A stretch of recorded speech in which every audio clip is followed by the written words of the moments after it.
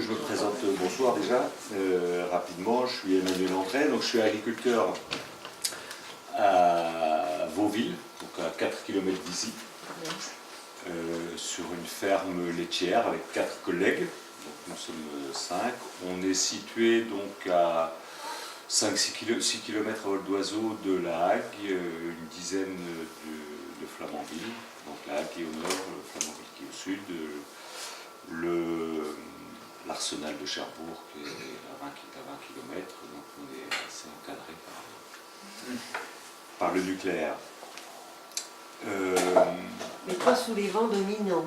Ouais, les vents sont assez tournants. Il n'est pas sous les vents dominants, mais il a reçu quand même une petite giclée en 81, puisque ouais. le nuage il est allé vers Ah le oui, oui. Mais le dépôt il était sous. Donc la ferme, voilà, on est 5 à travailler ensemble.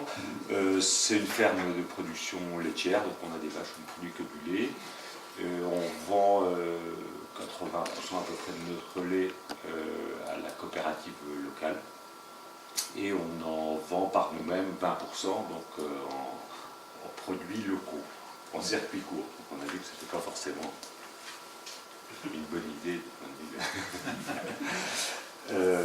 Alors, rapidement, pourquoi on devient agriculteur? On devient agriculteur par goût, par intérêt, parce qu'on a envie de travailler à l'extérieur, d'habiter à la campagne.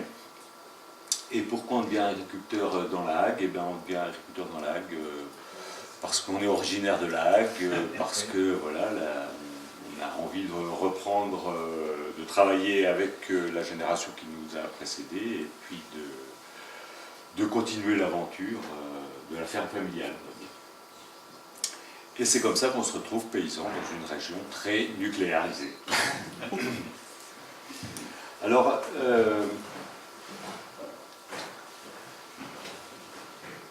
on n'est pas forcément inquiet en permanence. On va même le dire, on n'est pas inquiet en permanence. Si on était inquiet en permanence, ce ne serait pas vivable, donc il faudrait déménager.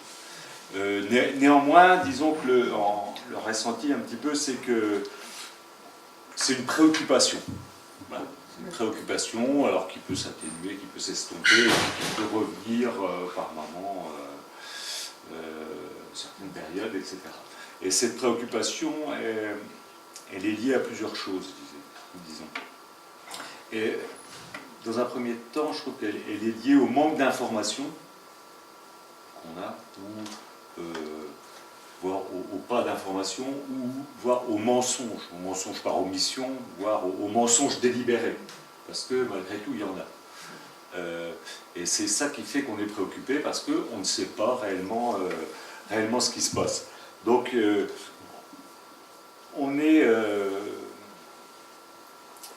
on doit s'en remettre en fait en permanence à des associations ou à des gens comme André Guillemette. On doit s'en remettre à l'accro qui surveille l'environnement.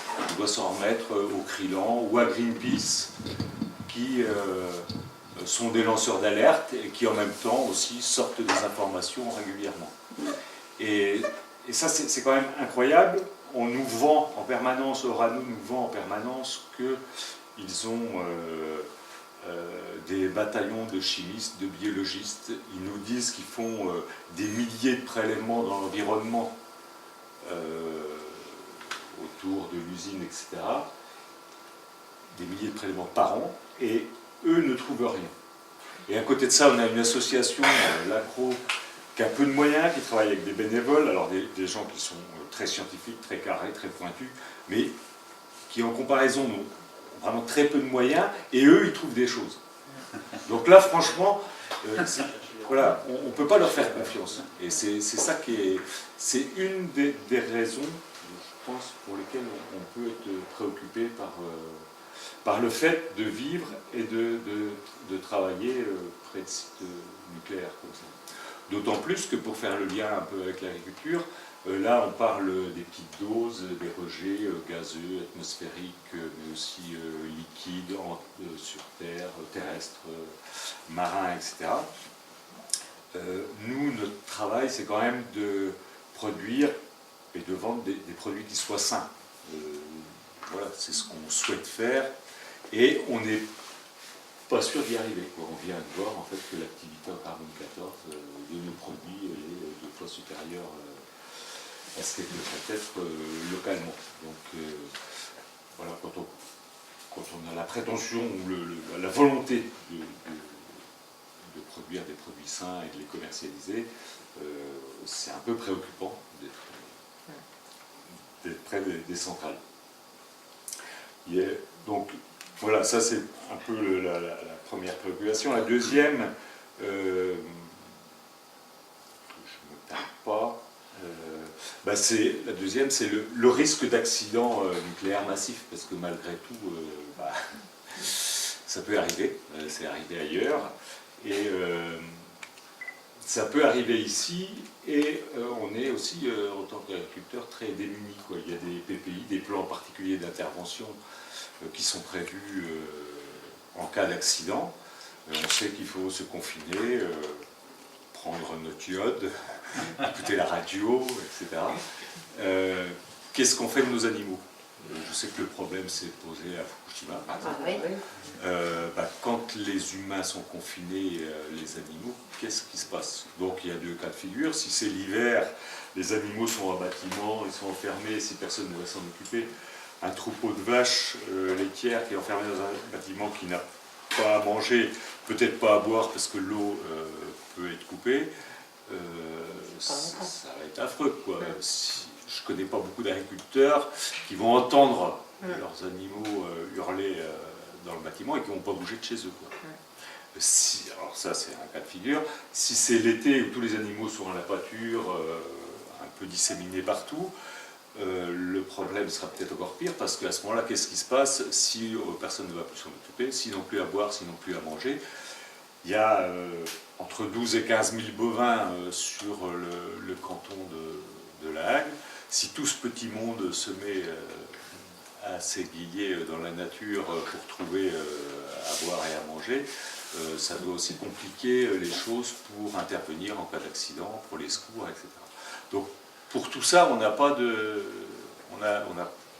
d'infos, on ne sait pas ce qu'il faut faire. Alors, Fukushima, les gens, je crois, ont été obligés d'évacuer, puisqu'en plus il y avait le tsunami, etc. Moi, les photos, ce que j'ai pu voir, etc., de là-bas, les animaux, en plus, il y a peu de bovins, mais il y en avait quand même. C'était des étables entravées, un peu comme style montagne, ils sont crevés sur place, quoi. Au bout de 3 semaines, personne n'avait le temps de s'occuper de ça, quoi.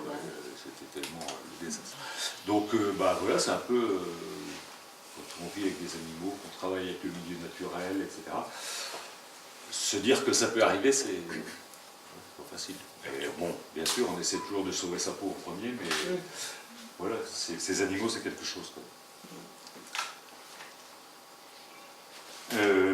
Après, une troisième et peut-être dernière préoccupation, c'est sur le temps long. Voilà, je disais que quand on devient agriculteur, c'est aussi pour continuer l'histoire, pour continuer la ferme familiale, etc. C'est difficile de savoir ce que sera l'agriculture dans notre région dans 50 ans, mais l'agriculture française en général. Dans 50 ans, dans 100 ans, il y a 50 ans, on n'aurait pas été capable d'imaginer ce qui se passait aujourd'hui, je crois, dans l'agriculture.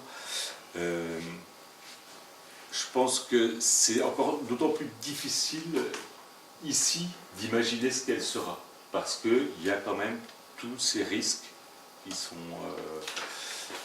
qui environnent l'agriculture, et on peut raisonnablement penser que ce serait vers plus de bio, quand on voit un petit peu les tendances actuelles, vers peut-être moins d'élevage, parce que l'élevage, on sait que ça a un impact sur la planète qui est quand même plus important que les cultures, etc. Donc on peut raisonnablement penser qu'on irait vers plus de bio, moins d'élevage, etc. Mais, alors là, du coup, la question est posée, est-ce que c'est compatible avec les rejets dans l'herbe, avec les rejets marins, etc. Donc, je ne sais pas, la question reste ouverte. Alors, moi, vous devez vous dire, il y a beaucoup de préoccupations, ça ne doit pas être reposant. Bon, en fait, pas quand même, mais je reprendrai un petit peu une formule qui s'applique bien au nucléaire, je trouve, et qui est un petit peu éculée, mais qui s'applique vraiment bien au nucléaire. C'est, on espère que ça se passera bien, mais on n'en est pas sûr. Et on vit avec ça. Ouais. Voilà ce que c'est un petit C'est peu vrai. d'être agriculteur en France. Il y a des questions.